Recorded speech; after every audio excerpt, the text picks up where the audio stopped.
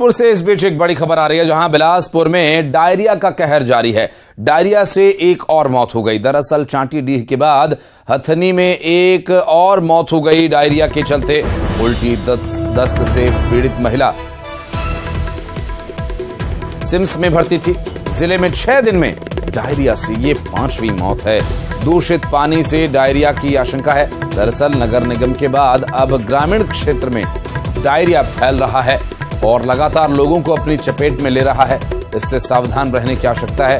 बचाव के लिए क्या कदम उठाए जा रहे हैं, ये भी देखने का विषय होगा। युगल तिवारी हमारे सहयोगी इस वक्त हमारे साथ हैं। युगल, एक और मौत डायरिया से? ये बिल्कुल आशीष, 6 दिन पहले ही डायरिया की शिकायत हुई थी। अब उसके बाद ये मौत का जो आंकड़ा है वो बढ़ करके 5 हो गया है। तो ये कहा जा सकता है कि 6 दिनों में 5 की मौत हुई है। और ये पहले बिलासपुर नगर निगम क्षेत्र के चांटीडीह में था। अब ये फैल करके ग्रामीण अंचलों में भी सर की शिकायतें हो आ रही है। बिल्हा के हथनी में एक जो महिला है परमेश्वरी, उसकी उपचार के दौरान मौत हुई है और ये चिंताजनक बात कही जा सकती है। अमूमन ग्रामीण क्षेत्रों में पहले डायरिया का प्रकोप है वो देखने को मिलता था। बरसात के दिनों में ढोड़ी, कुआं सहित कई जगहों के पानी पीने से इस तरह के संक्रमण है वो काफी फैलता था। तो पहले नगरीय निकाय क्षेत्रों में डायरिया का प्रकोप है वो देखने को मिला, अब ग्रामीण अंचलों पे जा रहा है। तो ये कहा जा सकता है कि बरसात मानसून का सीजन है और ऐसे में अगर जल्दी रोकथाम नहीं हुआ तो और कई गांव के लोग भी दूषित जल पीने से चपेट में आ सकते हैं। एहतियात बरतने की जरूरत है। फिलहाल ग्रामीण अंचलों में साथ ही साथ स्वास्थ्य महकमे को भी अब एक तरह से अलर्ट जारी करना चाहिए ताकि इस तरह से दूषित पानी का सेवन ना करें। अगर पानी भी अगर वो लोग पी रहे हैं, जैसे डॉक्टर बताते हैं कि पानी को बरसात के दिनों में उबाल कर पीने, खासकर उन लोगों के लिए ये एहतियात बरतना जरूरी है जो कुएं का पानी पीते हैं, तालाब का पानी पीते हैं, नदियों का जो पानी पीते हैं, उनके लिए ये सावधानी पहले भी स्वास्थ्य महकमा जारी करता रहा है। लेकिन अभी चिंताजनक बात ये कही जा सकती है कि अब ग्रामीण क्षेत्रों में भी डायरिया देखने को मिल रहा है। जी बिल्कुल, ये स्थिति चिंताजनक बनी हुई है। युगल, बहुत बहुत शुक्रिया आपका इस जानकारी के लिए। और कटनी में विकास पर्व को लेकर कार्यक्रम का आयोजन किया गया, जहां बीजेपी विधायक संजय पाठक ने कहा कि चुनाव से पहले वे जनमत सर्वे करवाएंगे। अगर उन्हें आधे से ज्यादा वोट मिलेंगे तो ही वे चुनावी मैदान में उतरेंगे। ये जनमत संग्रह अगले महीने करवाए जाने की बात कही जा रही है। 18 जुलाई को हुए कार्यक्रम का वीडियो सोशल मीडिया पर वायरल हो रहा है।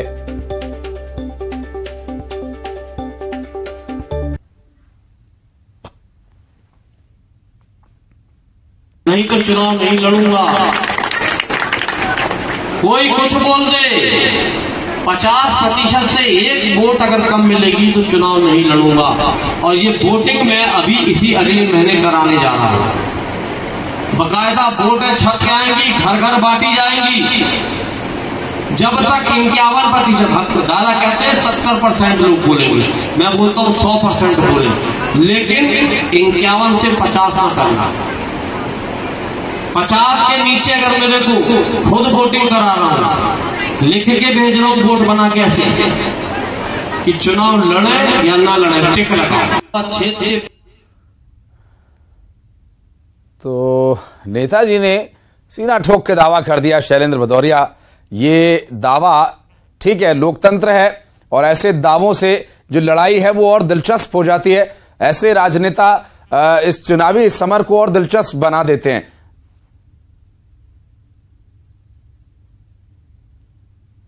बिल्कुल आशीष, आपने ठीक कहा कि मध्य प्रदेश में इस साल के आखिरी में चुनाव होने और चुनाव पर टिकट पाने के लिए जो नेता हैं वो एड़ी चोटी कर जोर लगा रहे हैं।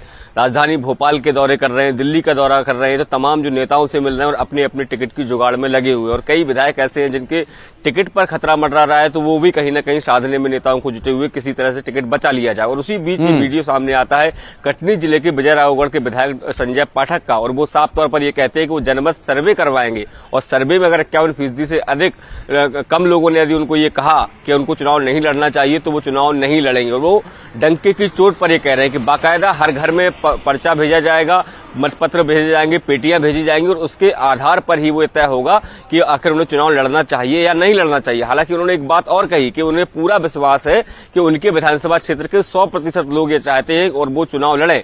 देखिए, संजय पाठक के बारे में चाहे वो कांग्रेस में थे तब या अभी बीजेपी में आ गए उसके बाद चर्चित विधायक माने जाते हैं, अपने अलग अलग कामों के लिए जनता के बीच में हमेशा रहते हैं। तो ऐसे में अगर वो इस तरह का कॉन्फिडेंस दिखा रहे हैं तो ये कहीं ना कहीं जनता के मतलब फीडबैक ही कहा जा सकता है, क्योंकि इतना बड़ा ऐलान एक मंच पर, वो भी चुनावी साल में कर देना कोई छोटी बात नहीं होती है। लेकिन इस तरह के बयानों से कहीं ना कहीं जो विरोधी खेमा है उसमें जरूर परेशानियां खड़ी हो जाती है कि देखिए विधायक जो है कितना कॉन्फिडेंट नजर आ रहा है। अब देखना होगा कि आने वाले महीने में जनमत जब सर्वे जो है, जो विधायक जी ने जिस तरीका दावा किया है कि अगले महीने वो सर्वे कराएंगे, वो सर्वे किस तरीके से कराते हैं, किन इलाकों में वो बिल्कुल। और एक सवाल और शैलेंद्र इस पर बनता है जो कि पार्टी अगर अपने इस पर जवाब दे, वो ये कि ये कॉन्फिडेंस पार्टी भी इसे कॉन्फिडेंस ही समझ रही है या फिर ओवर कॉन्फिडेंस। शैलेंद्र आप रहिएगा हमारे साथ, कुछ और खबरों पर आपसे बातचीत करेंगे आगे। फिलहाल अपने दर्शकों को बता दें, भोपाल से एक और बड़ी खबर आ रही है, वो ये सुल्तानिया अस्पताल में बच्चे की मौत पर हंगामा हो गया। दरअसल बच्चे के परिजन और स्थानीय लोगों ने जमकर हंगामा किया।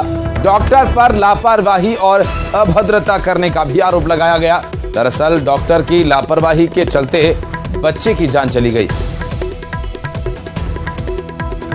मृतक के परिजन, पुलिस ने मौके पर पहुंचकर उन्हें शांत करा। दरअसल देर रात की ये पूरी घटना है जहां पर एक बच्चे की मौत को लेकर लगातार हंगामा अस्पताल में हुआ। शैलेंद्र हमारे सहयोगी लगातार हमारे साथ मौजूद है। शैलेंद्र, क्या जानकारी मिल पा रही है, कब की ये घटना है और क्या कुछ है जानकारी अपने पास?